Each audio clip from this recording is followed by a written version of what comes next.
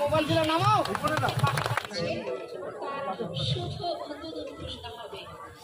বাচ্চাগুলো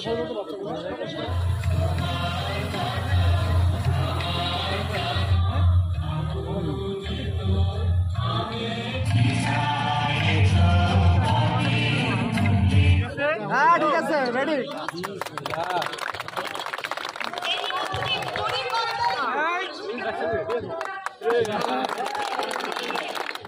আপনার সবচেয়ে আদরের ধন এই সন্তানকে স্কুলে পাঠাবেন, তারা লেখাপড়া করবে।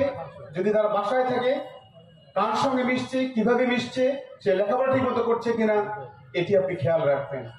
এই সন্তানকে যদি আপনি মানুষ করতে পারবেন, আপনার আর কিছুই দরকার হবে না।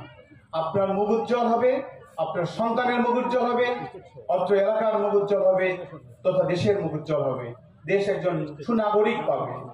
আমরা চাই এই প্রতিষ্ঠানের মাধ্যমে সেই ধরনের সুনাগরিক সৃষ্টি হোক, যে ধরনের সুনাগরিক দেশের মঙ্গলে, দেশের বিভিন্ন পর্যায়ে অবদান রাখতে পারবে। আমি আপনাদের কাছে আবেদন রাখতে চাই, এই স্কুলে আপনারা সহযোগিতা করবেন আপনাদের সন্তানকে দিয়ে।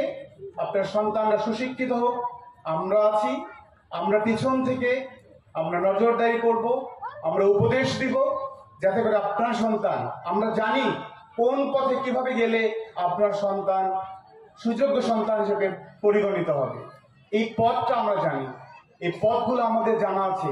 আমাদের এই দীর্ঘ পরিসরে আমরা বহু পরিবেশে আমরা যুক্ত হয়েছি, মিশেছি, কথা বলেছি, জেনেছি, শিখেছি। সেইখান থেকে এটুকু বলতে পারি, এই পথগুলো আমাদের জানা আছে। আমরা সেই পথগুলো আপনাদেরকে, আপনাদের সন্তানকে দেখিয়ে দিতে চাই। আপনার সন্তান যেন সেই পথ ধরে চলে আমাদের চেয়েও ভালো জায়গায় তারা উপনীত হতে পারে এবং আপনার এই সমাজের, এই খানসামাবাসীর মুখ উজ্জ্বল করতে পারে। আপনাদের কাছে এই অনুরোধটুকু রাখতে চাই, এটি আপনাদের প্রতিষ্ঠান। যদি কোনো ভালো কিছু থেকে থাকে, আপনাদের উপদেশ আমরা অবশ্যই গ্রহণ করব। যদি আপনার দৃষ্টিতে কোনো কিছু খারাপ লেগে থাকে, আমাদেরকে অবগত করবেন। আপনার পরামর্শ আমরা মূল্যবান হিসাবে আমরা ধরে নেব এবং সেই অনুযায়ী আমরা কর্মপরিকল্পনা ঠিক করতে পারব। যারা আজকে স্টেজের এই ডান সাইডে যারা মায়েরা আছেন, আপনাদের সন্তান, আপনার অত্যন্ত আদরের সন্তান, এই সন্তানকে আপনাদের লেখাপড়া শেখাতে হবে। এই সন্তানকে লেখাপড়া শেখাতে না পারলে এই সন্তান অনেকটাই আপনার জন্য বার্ডেন হয়ে যাবে, সমস্যা হয়ে যেতে পারে। এই জন্য আপনারা বাসায় থাকবেন, আপনার সন্তানের দিকে খেয়াল রাখবেন এবং আপনার এই সন্তানকে এই প্রতিষ্ঠানে ভর্তি করিয়ে আপনার সন্তানের সুশিক্ষা নিশ্চিত করবেন। আমি আর বক্তব্য দীর্ঘায়িত করতে চাই না। আপনাদের কাছে আমি দোয়া চাই, খানসামাবাসীর কাছে দোয়া চাই। আমার আজকে অত্যন্ত আনন্দ লাগছে, আমার খুবই ভালো লাগছে যে এরকম একটা প্রতিষ্ঠানে খানসামাবাসীর সামনে আমি কথা বলতে পারছি, আমার কথা বলার সুযোগ হয়েছে। আমিও খানসামাবাসীর জন্য কাজ করতে চাই, শুধুমাত্র শিক্ষা না, অন্য যে কোনো ভাবেই আমি সাহায্য করতে চাই।